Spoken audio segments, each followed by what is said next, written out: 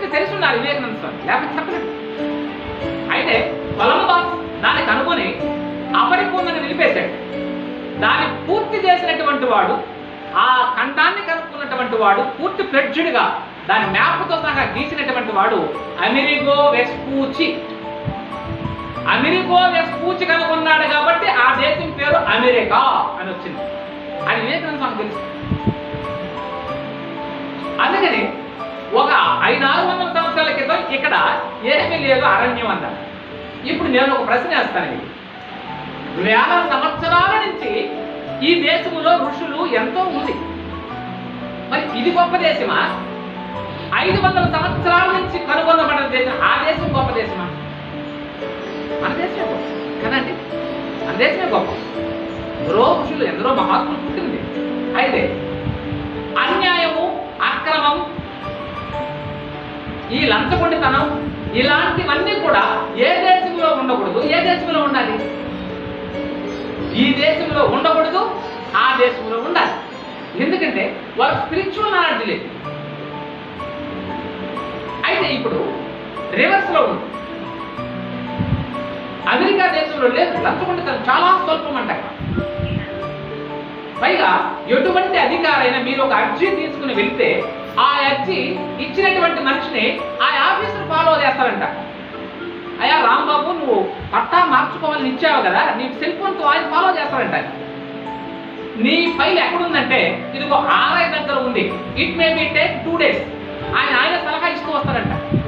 Complete అయిన తర్వాత ఆయన ఫోన్ చేసి మీ పని పూర్తయింది, మీరు వచ్చి మీ ఫైల్ తీసుకెళ్ళచ్చు. ఎందుకు నేను ఆశ్చర్యపోయిన విషయాలన్నీ మన ఊరికే బడాయి కొట్టుకుంటున్నావే కానీ ఫైల్ ఇచ్చేది ఎన్నిసార్లు ఆయన కాళ్ళు కొట్టుకోవాలి సార్?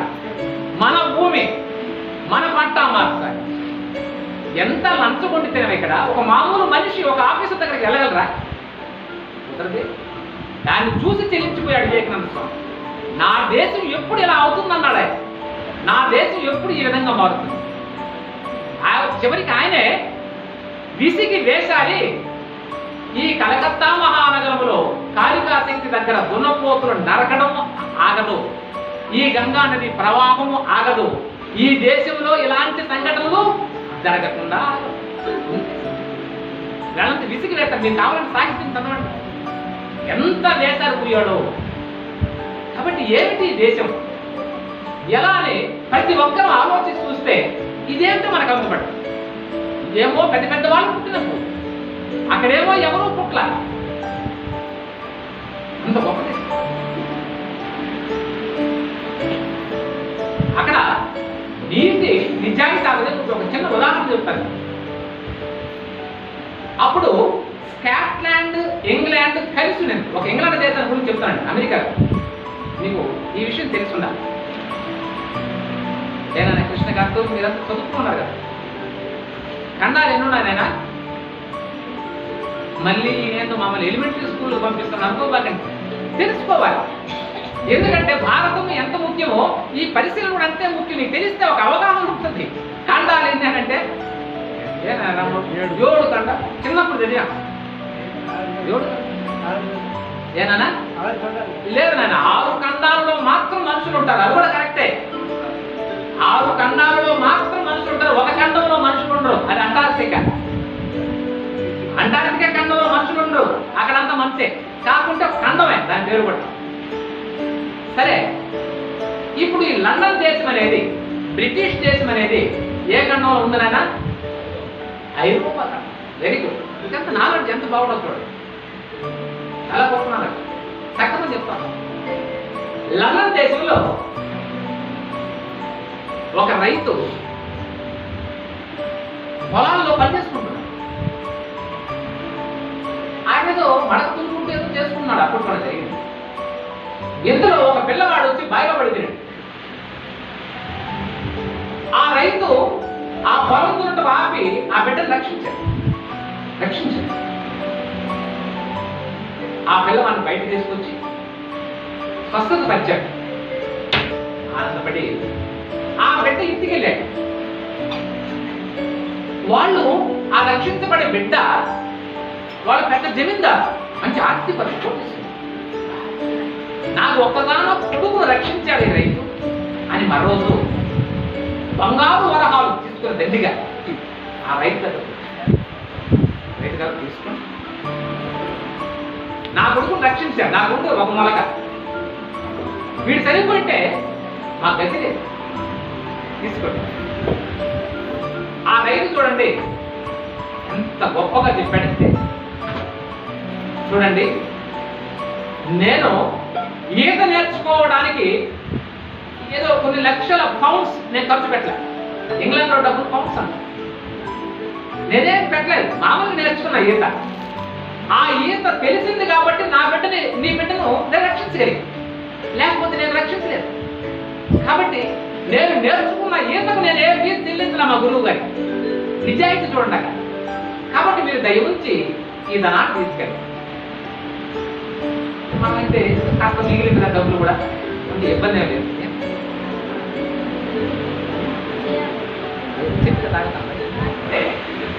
కాలవలాగా వాడిని ఉదుకుని పట్టేస్తారు కాలంతో చేతులతో, కదలేదు.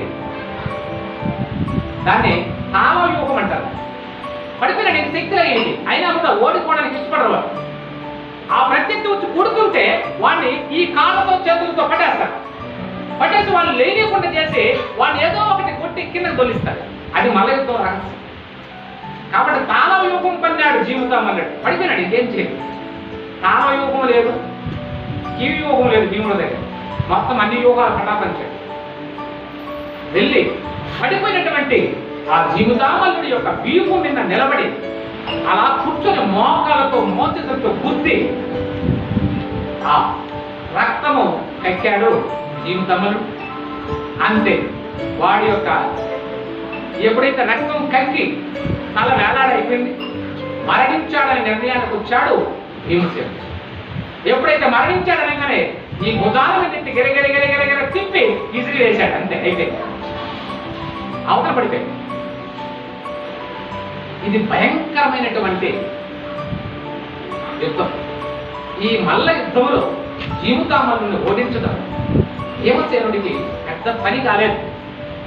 అయినా అక్కడ చూపరులకి విరాట రాజుకి మాత్రం ఒక బ్రహ్మాండమైనటువంటి కష్టాన్ని గట్టెక్కించినట్టే. వాడు మాటలు ఇన్ని దేశాలు తిరిగినటువంటి వాడుగా వాడి దగ్గర ఉన్నటువంటి ఆ సర్టిఫికేట్ చూసి పనిపెట్టాడు విరాట రాజు. వీడు ఎక్కడరా మన వాళ్ళు ఎవరున్నారని. కాబట్టి ఆనంద పరవశంలో మునిగాడు విరాటరాజు. కంపం పట్టు కూడా ఆనందించి కనుసైతేనే తమ్ముడికి ఈ రకంగా జీవితామరులను సంహరించడం అనేది వలరుడుగా భీమసేనుడికి విరాటరాజు కొలువు నందు బ్రహ్మాండమైనటువంటి కీర్తి ప్రతిష్ఠ తెచ్చిపెట్టింది. ఆయన ఒక గౌరవం ఇనుమడించి రాజుగారు మెచ్చి పెద్ద బంగారు వరహాల మూట ఆ ప్రాంగణంలోనే వలరుకు సేలవు తప్పి, వలలా మహానుభావ మా యొక్క గౌరవాన్ని కాపాడేవయ్యా తండ్రి, నువ్వు లేకపోతే మేము ఓడిపోయినట్టుగా రాసిచ్చున్నారు. మరి కీచకుడు ఉన్నాడు కదా, మనోడు ఎక్కడ ఉంటాడో తెలియదు ఆయనకి. కీచకుడికి బలమే కాదు, ఆయనకి స్త్రీలోడు. వాడు ఎక్కడ మంచి మంచి స్త్రీలు ఉంటే ఆడుంటాడు మనోడు, పిలిచిన వాడు రాడు సమయానికి. కాబట్టి అంత మంచి కార్యక్రమాన్ని నెరవేర్చినటువంటి భీమసేనుడిని అందరి సమక్షంలో సేవలు గప్పి సన్మానించాడు. ఎవరండి? భీమసేనుడు ఆ బంగారు నాణ్యాలను ఏం చేశాడు తెలుసా? అక్కడ కూర్చొని చుట్టూ మూగి ఉన్నటువంటి యాచకులకు అందరికీ పనిచేశాడు. సంచారు వాడేసి మళ్ళీ వంటశాలలోకి వెళ్ళిపోయాడు. వారికి ఒక లెక్క, ఆ బంగారు నాణ్యాలు వరహాల లెక్క వాడి వెళ్ళి యథేచ్ఛగా తన పని తాను చేసుకుంటూ ఉన్నాడు భీమసేనుడు. మళ్ళీ వంటే పోయినాడు, ఇంకొక గోళాన్ని ఇచ్చాడు, పులివి పెట్టాడు. వంట సాగుతూ ఉంది. ఇక్కడ పాండవులు కూడా వారి వారి కార్యక్రమాల్లో నిశ్శబ్దంగా సాగుతూ ఉన్నారు. అప్పటికి 10 నెలలు పూర్తయి, 11 నెలలు పూర్తయి 12వ నెలలోకి అడుగు పెట్టారు పాండవులు. ఈ విధంగా విరాట పర్వంలో చాలా ముందుకు సాగుతూ వాళ్ళు చివరి గతికి చేరుకున్నారు పాండవులు. ఇక ఒక్క నెలే, ఈ నెల గట్టెక్కితే అరణ్యవాసంతో పాటు అజ్ఞాతవాసం పూర్తి కాబట్టి అంతములు గట్టెక్కినట్టుగా ఉంటుంది. అయినా కాలం అంత సులభంగా వదలదు ఎవరిని. సమస్య ఒక రోజులోనే వస్తున్నమాట. మన ఇల్లు బాగుంది అనుకుంటామండి, అంత సుఖంగా సాగిపోతున్న ఆనందంగా ఉంటాం. ఈ కష్టమో లేదు ఒక అపకారమో అపాయమో రావడానికి ఎన్ని రోజులు పడుతుందండి? క్షణం. సాయంకాలం జరిగిపోతుంది, అంత అయిపోయింది. జరగాలని జరిగిపోతుంది, అయిపోయింది సెకండ్. కాబట్టి కాలం కాలోకి బలవాన్ కర్త. ఈ కాలం చాలా బలమైంది. అందుకనే ప్రియాత్మ బంధువులారా, ఆనందములు కథ నుంచి నేర్చుకోవాల్సిన మనం ఈ కాలం చాలా విలువైంది. ఈ విలువైన కాలాన్ని సద్వినియోగం ఎవడైతే చేసుకుంటాడో వాడికే తిరిగి మానవ జన్మ. ఇది మళ్ళీ మళ్ళీ వచ్చే ప్రసక్తి. కాబట్టి ఈ మానవ జన్మను సద్వినియోగం చేసుకోవడానికి ఈ మహాభారతాలు, రామాయణాలు, పురాణాలు ఎన్నో చెప్పాడు మన పెద్దలు. వాటిని మనం ఆస్వాదించి వాటిలో ఉన్న సారాంశాన్ని గ్రహించి ముందుకు నడవాలి. తర్వాత ఏం జరిగింది అన్నటువంటి కథను ముందు సాగడం. కథ బోరుగా ఉంటుంది కదా, ఒకే కథ సాగితే మధ్యలో పాట చెప్పితే ఆయన అట్లే తిరగాలి అని ఆమెనుకుంటున్నాడు. ఈడేమనుకుంటాడు, నేను ఎట చెప్పితే ఆవిడ అదే ఉండాలి అని అనుకుంటుంటా ఉండాలి. సంసార బంధం అంటే అట్లే ఉండాలి. నేను కాదను. భార్యాభర్తలంటే ఏ అరమరికి లేకుండా జీవనం సాగించాలి. ఎటువంటి మార్పు లేదు. కొట్లాడుకోమని కాదు, ఇద్దరి మధ్య వేదాంతం వచ్చిందనుకో ఇక అసలే ఏ మాట. ఆమె ఇష్టం ఏమిటో కనుక్కొని తనకు ఉన్నటువంటి దాన్ని త్యాగం చేస్తాడు. తన సుఖం కోరు. ఇప్పుడు ఒక బెడ్డే ఉంది, ఎవరు పడుకోరు, అది సింగిల్ బెడ్, ఒకరే పడుకోవచ్చు. ఇప్పుడు ఆ భర్త నీకు ఆ బెడ్ అవసరం లేదు. ఎందుకంటే స్టాప్ చేయరా, నువ్వు ఆగరా, ఎదవా తోకుతా ఉంటావు, నేను పుట్టుకొస్తున్నాను. ఒక బ్రహ్మాండమైనటువంటి శారీరక దారుఢ్యము కలిగిన వాడు, బహుభుజ బలవత్ కారకుడు, చూస్తే భయము కొల్పేటువంటి ఎర్రటి కళ్ళు. ఆయన మీసమో మన వాళ్ళు చెప్పినట్టు మీసం మీద నెమ్ముకొని నిలబెట్టేది. ఆయన ఒక మామూలు గట్టి గుడ్డ, ఏ గుడ్డలే ఉన్నాయి, గట్టి గుడ్డ గట్టి అని ఆ యొక్క ఈ జబ్బలు ఇవి తరుస్తూ, ఈ జ్యోతిని తడుతూ ఒక్క ఉతుడున ఆ విరాటరాజు కొలువు మధ్యలో ఆయన ముందరికి ఒక జంత తీశాడు. ఆయన చూసి విరాటరాజు అన్నాడు, ఇది రాజా చెప్తాను. నువ్వెవరే? నేను మళ్ళీ చెప్తాను. మీ రాజ్యంలో నాకు మీసం లేదు కాబట్టి దోలేదు. మీ రాజ్యంలో మా రాజ్యంలో నాతో మల్ల యుద్ధము చేయగలిగిన వాడు ఎవడైనా ఉన్నాడా? ఈ మొదలే ముసిలే ఇతనికి వయసు అయ్యింది పాపం రాంటారు. వాడిని చూసి కింద కింద పైన చూడటం మొదలు. ఎవరుంటారయ్యా? ఎవడైనా సరే ఇదిగో అని మళ్ళీ ఆయన అసిస్టెంట్ రాయ్ అన్నాడు. వెనకాల అసిస్టెంట్ వాడు పైకి అనుకున్నాడు. వాడు దూకాడు సంజీవీరాను. ఆయన పైతో నుంచి తీసాడు ఒక్కొక్కటి. ఇదిగో ఇది ఫలానా రాజ్యంలో రాజు సంతకం పెట్టించాడు, నిన్ను మేము ఓడించలేము.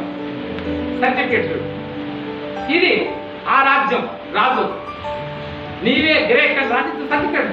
నీవు ఆ విధంగా సంతకం పెడతావా అంటే మీ రాజ్యంలో నన్ను ఓడించేవాడు లేడని సంతకం పెడతావా? వస్తావా?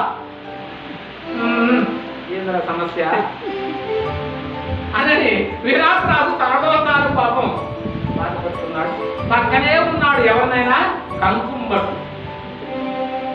ఆయన దాయాలను ఎదిరించడానికైనా మంత్రికి సలహాలుగా మంత్రిగా ఇవ్వడానికి సిద్ధహస్తుడు కాబట్టి ధర్మరాజు, రాజు వరేణ్య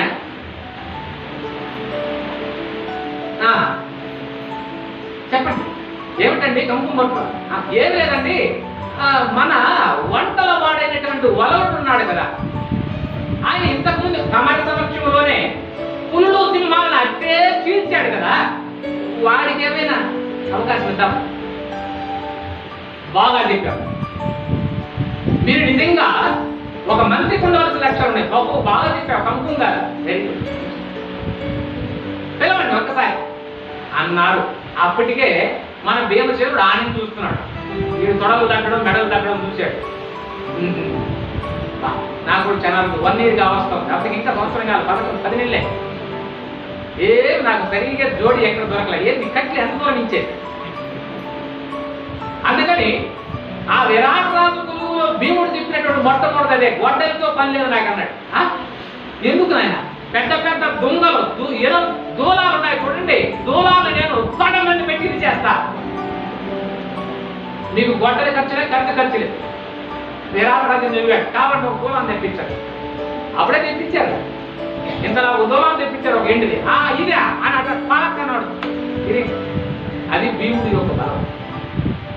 అక్కడే చూస్తున్నాడు, వంటలు చూస్తేనే చూస్తున్నాడు. ఆయన ఏమని పెద్దగా వంటలు ఆయన చెప్పి అసిస్టెంట్లు ఉన్నారు, హెడ్ కుక్ అని ఉంటారండి హోటల్లో, 5 స్టార్స్, 3 స్టార్స్లో వాళ్ళు వంటలు.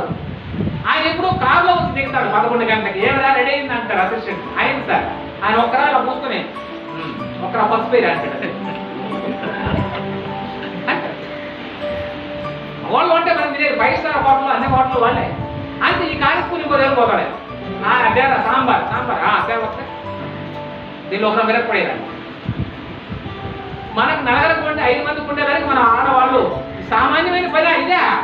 నువ్వు వండి తెరస్తుందంట, ఏముండే దానిలో ఏమన్నా నీళ్ళు ఉంటే అలా పోయి, వీళ్ళు ఏమన్నా ఓదుతున్నారా పోయేది, అంత స్టవ్వే. ఆ స్టవ్ మీద ఉండేదానికి కూడా పాపం వాళ్ళకి ఏ బాధలు వాళ్ళు. ఆ రకంగా తన భుజాలు జబ్బలు తరుచుకుంటూ మల్ల యోధుడు జీవుతా మల్లుడు అని అంటారు. విరాట్ రాజు గారు ఇప్పుడే చెప్పండి, ఉన్నారా లేదా? మా రాజ్యంలో ఎవరు లేరు, రాసిస్తావా? ఉన్నవయ్యా. ఇందులో సింహమల్లుడు వలుడు అయినటువంటి భీమసేనుడికి ఆహ్వాన పత్రిక అంతే మనోడు ఒక్కసారి ఆడు మరేసి వస్తానంటారు ఇప్పటికీ అబ్బా అని ఆనందంతో వచ్చాడు విరాట్ రాజు.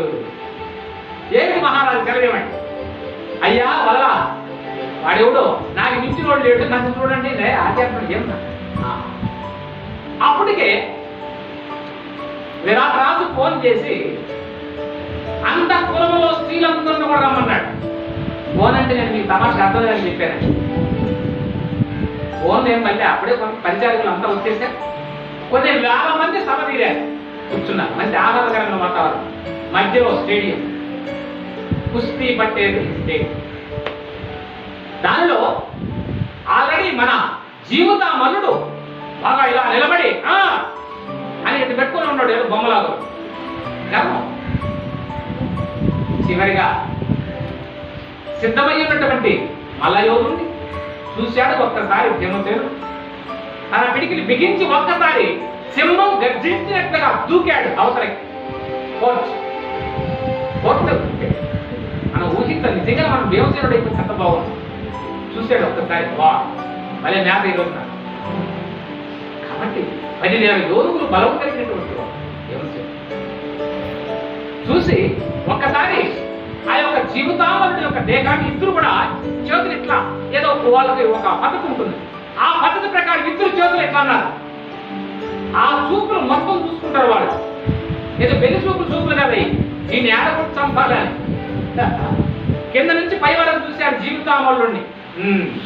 వీడికి స్పాట్ ఎక్కడ పట్టాలి వాడు చూశాడు, అతను చూశాడు భీముణ్ణి.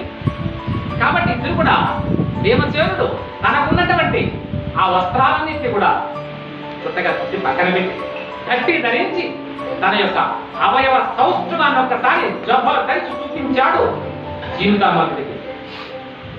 ఆ కోర్టు ప్రాంగణంలో 2 సింహాలు కొట్లాడినట్టుగా, 2 మదపటేరుగులు కొట్లాడినట్టుగా, 2 పర్వతాలు ఢీకున్నట్టుగా అక్కడ ఆ యుద్ధం సాగింది. ఇది మల్ల యుద్ధం. ఆ భయంకరమైన యుద్ధాన్ని చూసి ఒక్కసారి అందరికీ, స్త్రీలకు కానీ పురుషులకు కానీ రాజుకు కానీ ధర్మరాజు కూడా ఊపిరి నిల్చుకుంది. వాళ్ళ అరుపులు ఆకాశం పెట్టెళ్ళింది, మహాత్మనులు మెరిచాయి. అటువంటి ఒక సమబలుడే వాడు కూడా, ఇప్పుడు సామాన్యుడైన కాదు. ఆ విధంగా పోరాటం చేసి కొద్ది వ్యవధి 10 అరగంట లోపే భీమసేనుడు, నేను ఇంతకుముందు కూడా చెప్పాను, భీముడికి యుధుడు ప్రత్యర్థి బలము తగ్గేంత వరకు తన బలాన్ని ఉపయోగించడు. వాడిని దెబ్బలకుండా తప్పుని చూస్తాడు. అది భీముడిలో ఉన్న యోగం. అని దుర్యోధనుడికి భీముడికి ఉన్నటువంటిది రెండు తేడాలు. భీముడు సహన శక్తి ఎక్కువ, దుర్యోధనుడికి వ్యూహ శక్తి ఎక్కువ. వ్యూహం ఎక్కడ కొట్టాలి ఇప్పుడు అనేది బాగా తెలుసు దుర్యోధనుడికి. నువ్వే విధంగా కొట్టు, నన్నేమి చేయలేదు, నేను సహించగలను అన్నగలిగిన శక్తి భీముడికి. దీనిలో సహన శక్తే గెలుస్తా ఉంది. ఇక్కడ కూడా జీవితామరుడికి యోగ శక్తి ఉన్నట్టుగానే ఉంది. వాడు భయంకరంగా కొట్టాడు. ఆ వాటన్నిటినీ భీమసేను అలా ఓర్చుకొని ప్రత్యర్థి యొక్క శక్తి తగ్గిందని ఇక సింహం అదే దూకే అయిపోయింది.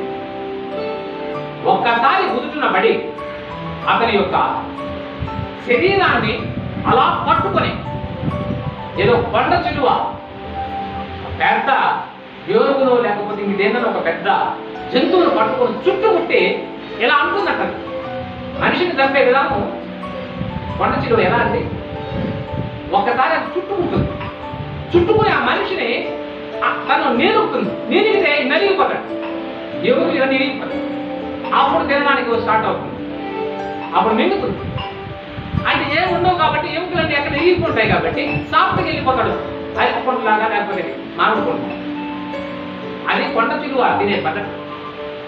అలా ఇక్కడ కూడా ఒక్కసారి భీమసేను ఆ యొక్క జీవితామల్ని చుట్టి తన యొక్క భయంకరమైనటువంటి హస్తాలతో చరిచి ఎముకలు ఎరగగొట్టాడు. పడిపోయాడు జీవితం. అంతే. దానిలో మల్ల యుద్ధంలో కాలవ్యూహం అని ఒకటి ఉంది. కాలవ్యూహం అంటే అని పేరు పెట్టుకుని ఈ సంవత్సర కాలం అజ్ఞాతవాసాన్ని గడుపుతున్నాను అన్నగారికి సెలవిచ్చారు. అదేవిధంగా సహదేవుడు అన్ని తెలిసినటువంటి వాడు, సహము తెలిసిన వాడే సహదేవుడు, ప్రాజ్ఞుడు కూడా. అలాంటి సహదేవుడు నీవే విధంగా ఉంటావు నాన్న అడిగితే అన్నయ్య నేను కూడా కంట్రీ పాల్గొడు అన్నటువంటి పేరుతో ఆ గోవులను మేపుతూ ఆ గోవులలో ఉన్నటువంటి గొప్ప గొప్ప సంకర జాతి ఏ విధంగా ఉత్పత్తి చేయాలి, ఓ సంపదను ఏ విధంగా అభివృద్ధి చేయాలి, ఇవన్నీ నేను ఎరాపురాదు గురువులో ఎవరికీ తెలియకుండా నేను అజ్ఞాతవాసాన్ని పూర్తి చేస్తామని సహదేవుడు చెప్పాడు. వీరందరితో ఒక ఎత్తు మగవాడు, పురుషుడు. కానీ ఎక్కడైనా దాగగలరు, ఎటువంటి పరిస్థితుల్లో అయినా మనగలరు. కానీ అబల స్త్రీ ద్రౌపది ఏ విధంగా ఉంటుందన్నటువంటి పెద్ద సంశయం. ఎందుకంటే మగవాళ్ళు ఏ రకమైన బతికిపోతారు, తన సమస్య లేదు. తను ఎటువంటి వాతావరణానికైనా వాళ్ళు స్థిరపడతారు, మనగలరు. అయితే ఆ ద్రౌపది స్త్రీ ఆమె ఎలా ఉండాలి అనేది పెద్ద సమస్య. దానికి ద్రౌపది కూడా నన్ను గురించి మీరు వెళ్ళబెట్టారు, నేను కూడా ఒక సైరంధ్రి జాతికి చెందినటువంటి స్త్రీగా,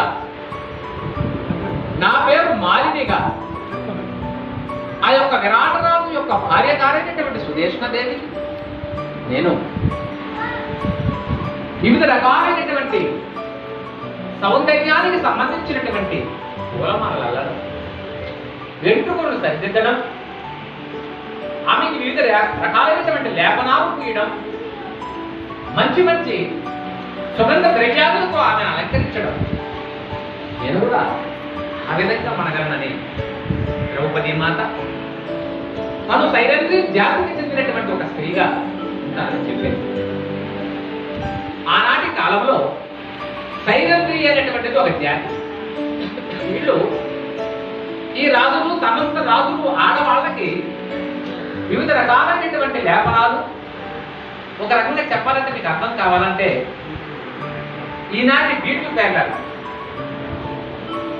ఈనాడు బ్యూటీ పార్లర్స్ ఏ విధంగా వాళ్ళకు స్త్రీలకు పురుషులకు కావాల్సినటువంటి చేస్తుంటారు, ఆ రకంగా ఆనాడు ఈ స్త్రీలకు, అంతఃపుర స్త్రీలకు ఒక మంచి మంచి అందంగా కనబడే దానికి చేసేటువంటి ప్రయత్నాలన్నీ కూడా ఈ యొక్క సైరంధ్రి జాతికి చెందినటువంటి స్త్రీలు చేసేవారు.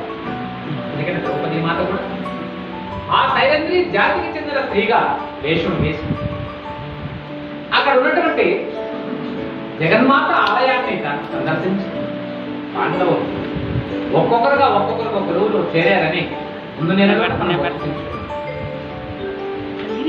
ద్రౌపది మాలిని వేషము ధరించి పురవీధులలో వస్తూ ఉంది. ఆ సమయానికి రాటరాజు కొలువు తీరి ఉన్నాడని ముందుగానే చెప్తున్నాడు. అక్కడ జనం గుమికూడు ఉన్నారు. ఆ జనమంతా కూడా, ప్రజలంతా కూడా ఈవిడ్ని చూసి, అరే ఈమె మామూలు స్త్రీ కాదు, ఏదో దేవకన్యగా ఉంది, యక్ష కిన్నెర హింపురుషులకు చెందినటువంటి కన్యగా ఉంది. ఏమిటి అందం, ఏమి అపరూప లావణ్యము, ఏమి జ్యోతం.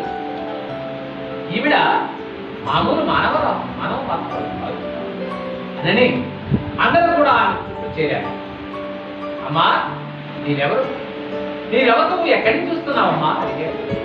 దానికి ఆవిడ, అయ్యా నేను సైరంధ్రి జాతికి చెందినటువంటి స్త్రీ, నా పేరు మాలి. ఏదో సురేష్ణదేవి దగ్గర కాస్త ఏదో పనులు చేసుకుని బతికి పొట్టపూటి కోసం వస్తున్నాను అని చెప్పింది మాలి. ఆ మాటలు వింటూనే వాళ్ళు ఏమి ఆశ్చర్యం, ఈవిడట కేవలం అన్నం కోసం వస్తున్నదట, ఏమి చిత్రమైన మాట. ఏదో అంతఃపుర స్త్రీల కంటే కూడా కాంతివంతమైనటువంటి కాంతి కలిగినటువంటి తల్లి ఈవిడ కేవలం పొట్టపూటికి రావడం ఏమిటి అని మనలో తాను వాళ్ళు ఆశ్చర్యపడుతూ ఆమెను వెంబడించారు. ఈ విధంగా ఆ మాలిని అంతఃపురం దగ్గరికి వెళ్ళి అలా వెళుతున్న సమయంలో పై మేడ నుంచి చూసినటువంటి సుదేష్ణాదేవి గారు ఈ అపరూప లావణ్యము కలిగినటువంటి స్త్రీని నేను ఇంతవరకు చూడలేదు. ఇటువంటి స్త్రీ మన రాజ్యంలోకి ఎందుకు వచ్చింది, మన అంతఃపురం దగ్గరికి ఎందుకు వస్తుందని ఒక ఇద్దరు చెలికత్తుల్ని పిలిచి పంపించింది సుదేష్ణాదేవి. వెళ్ళి ఆవిడ తీసుకుని గబగబన వాళ్ళు వచ్చి, అమ్మా మిమ్మల్ని మహారాణి గారు తీసుకురమ్మంటున్నారు కాబట్టి పైకి రావాల్సిందని ఆమెను సగౌరవంగా ద్రౌపదీ దేవిని అంతఃపురానికి తీసుకుని వెళ్ళారు. అంతఃపురాన్ని